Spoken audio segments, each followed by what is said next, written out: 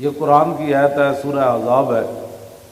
ان اللہ و ملائکتہ یصلون علی النبی یا ایھا الذین آمنوا صلوا علیہ وسلموا تسلیما ان الذین یؤذون اللہ۔ یہ جو آیت ہے اس کے بعد پھر یہ آیت ہے۔ درود و سلام کی آیت سن کر لوگ خوش ہوتے ہیں، تو اس آیت کے ترجمے پر لوگ کیوں پریشان ہوتے ہیں؟ یہ تو دونوں ملی ہوئی آیتیں ہیں۔ ان اللہ و ملائکتہ یصلون علی النبی یا ایھا الذین، اس پر سبحان اللہ کیوں نہیں آتی؟ وہ تو کہتے ہیں، وہ تو کی کہتے ہیں حق نبی، تو اتنے کیوں نہیں کہتے بے شک؟ اس لیے کہ اقبال کہنا ہے بدل دیا رخ مشرق کو تو نے اے مغرب، تیری ہوا سے بچائے خدا زمانے کو۔ اس لیے کہ وہاں سے دن رات تربیت یہ ہو رہی ہے کہ بہتر ہے کہ ان شیروں کو سکھا دے رمے آؤ، بہتر ہے کہ ان شیروں کو سکھا دے رمے آہو، اور باقی نہ رہے شیر کی شیری کا فسانہ، اور کرتے ہیں غلاموں کو غلامی پہ رضامند، اور تعویل مسائل کو بناتے ہیں بہانہ۔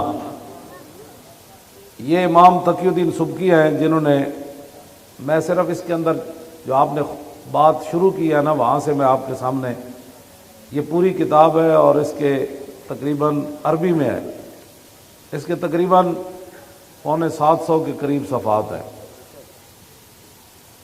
اس کے اندر آپ نے جو ایک بات کی ہے نا، میں نے صرف اس لیے منگائی ہے تو ساتھ بھی لایا ہوں، وہ آپ کو سمجھ آ جائے تو پھر میرے لیے بھی کامیابی اور آپ کے لیے بھی۔ آپ فرماتے ہیں مجھ سے ایک فتویٰ پوچھا گیا گستاخ رسول کے بارے میں، ایک عیسائی نے حضور کے خلاف بات کی، تو فرمایا کہ میں نے پھر فتویٰ لکھا کہ اس نصرانی کو قتل کر دیا جائے، عیسائی کو، جس طرح کعب بن اشرف کو حضور نے قتل کروایا، اور اسی میں حضور کی عزت ہے اور اسی میں حضور کے دل کا سکون ہے۔ انہوں نے لکھا کہ من ولوغ ھذا الکلب، اس کتے کے بھونکنے سے جو رسول اللہ کو تکلیف ہوئی ہے، اس کتے کا علاج یہ ہے کہ اس کو قتل کر دیا جائے۔ عیسائی نے حضور کے خلاف بات کی۔ آپ نے فرمایا کہ وَيُطَہَّرُ الْجَنَابُ الرَّفِيعُ، کہ حضور کی جو جناب اقدس ہے، جن کا مقام بلند و بالا ہے، ان کے شان کا یہی تقاضا ہے کہ اس کتے کو بھونکنے سے روکنے کے لیے اس کی گردن اتار دی جائے۔ آگے پھر آپ نے بات کرتے کرتے آگے جو بات کی ہے نا وہ بڑی عجیب کی ہے۔ آپ نے فرمایا کہ لا تقبل توبتہ، گستاخ رسول کی کبھی بھی توبہ قبول نہیں ہوگی۔ آگے فرمایا وحقا علی وعلی غیری من آل العلم القیام فی ذالک وتبیین الحق فیہ فإن فیہ نصرتا للنبی صلی اللہ علیہ وسلم۔ فرمایا میرے تے بھی اتنا ہی حق ہے جتنا باقی مولویاں تے حق ہے کہ وہ حضور کی عزت آبرو کے لیے کھڑے ہو جائیں اور حق لوگوں کے سامنے بیان کرے۔ اور آگے فرمایا کہ اسی میں حضور کی مدد ہے۔ رسول اللہ کی کوئی مدد کرنا چاہتا ہے نا تو درود شریف پڑھ کے اس میں اپنے فائدے تلاش کرتا ہے۔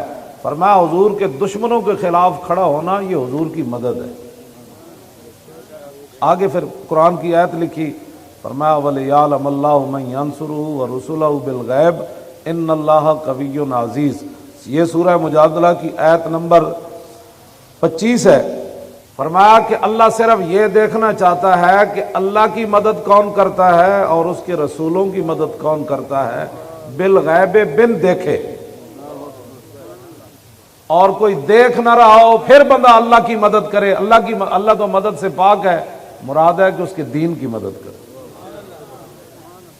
مراد یہ ہے کہ اس کے رسول کی مدد کرے، دیکھ کوئی بھی نہ رہا ہو۔ فرمایا اللہ یہ دیکھنا چاہتا ہے کہ اللہ اور اس کے رسولوں کی مدد بن دیکھے کون کرتا ہے۔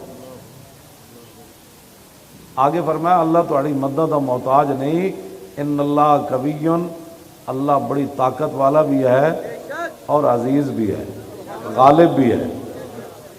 آگے امام نے کیا لکھا، وَلَيْسَ لِي قُدْرَةٌ أَنْ أَنْتَقِمَ بِيَدِي مِنْ هَذَا الصَّابِ الْمَلْعُونِ۔ فرمایا جب میرے پاس فتویٰ آیا تو وہ دوسرے ملک میں رہتا تھا، ملعون، اور میں طاقت نہیں رکھتا تھا کہ اپنے ہاتھ سے اس کو قتل کروں۔ یہ مولوی ہے۔ یہ مولوی اور یہ پیر ہے، نہ ان سے بڑا کوئی پیر ہے نہ ان سے بڑا کوئی مولوی ہے۔ فرمایا میں طاقت نہیں رکھتا تھا اس ملعون گستاخ رسول کو قتل کرنے کی۔ آگے ذرا کان کھول کر سننا ہے، جو کہتے ہیں ہمیں دل سے بڑا درد ہوا امام نے کیا بات کی ہے۔ آگے فرمایا کہ واللہ یعلم ان قلبی کارہ منکر، فرمایا اللہ جانتا ہے کہ میرا دل بڑا رنجیدہ ہے۔ جب سے میں نے سنا کہ اس نے حضور کے بارے میں بات کی ہے میرا دل بڑا پریشان ہے۔ یہ جو لفظ ہے نا، سونا کا پانی بھی ہونا تو اس کا حق ادا نہیں کر سکتے۔ فرمایا ولیکن لا یکفی الانکار بالقلب ہاؤنا، فرمایا حضور کا مقام ایسا ہے کہ جب یہاں کوئی بات کر دے تو پھر دل پریشان ہونے سے بارگاہ رسالت میں یہ بات کافی نہیں ہوتی، بلکہ ہاتھ سے یا زبان سے یا قلم سے اس کا جب تک رد نہ کرے۔ یہ رسول اللہ کا غلام نے یہ بات، وہاں صرف دل سے بات نہیں چلتی، میرا دل بڑا پریشان ہے۔ تو آگے کیا لکھا؟ فَأُجَاهِدُ بِمَا أَقْدِرُ عَلَيْهِ مِنَ اللِّسَانِ وَالْقَلَمِ، آپ نے فرمایا پھر جو میرے پاس ہے، ہاتھ تو میرا وہاں تک پہنچا نہیں، اللہ نے مجھے قلم دیا تو میں نے حضور کی عزت پر یہ اتنی موٹی کتاب لکھی۔ اور آگے کیا کہا، اگلی بات بھی سنیں۔ یہاں تو ایک تقریر کر کے ایک نعت پڑھ کے تو ایک لوگ دیگ پکا کے وہ سمجھتے ہیں نا ہم نے حضور کا حق ادا کر دیا۔ فرمایا وَأَسْأَلُ اللَّهَ، میں اللہ سے یہ سوال کرتا ہوں، عدم المؤاخذۃ بما تقصر یدی عنہ، یا اللہ جو میرا ہاتھ اپنے نبی کے لیے نہیں نہ اٹھا، قیامت والے دن یہ میرا گناہ تو نے معاف کر دینا ہے۔ یہ ہے جی بات۔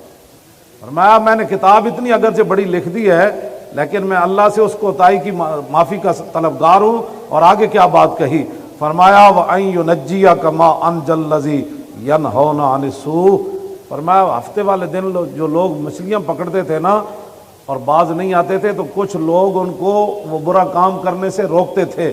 فرماتے ہیں مجھے اللہ سے امید ہے کہ جس طرح اللہ نے ان کو بخش دیا نا، بھئی تم منع تو کرتے تھے باقیوں کو بندر بنا دیا، تو فرمایا قیامت والے دن جس طرح اللہ ان کو بخش دے گا نا، مجھے امید ہے کہ میں نے اپنے قلم سے حضور کی عزت پر اتنی بڑی کتاب لکھی، اللہ مجھے بھی بخش دے گا۔ اتنی بڑی کتاب اس کے اندر انہوں نے لکھی، یہ بات امام تقی الدین سبکی نے۔ آپ اپنے سینوں کو گندگیوں سے پاک کریں اور جب رسول اللہ کی بات آئے تو ادھر ادھر نہ دیکھیں۔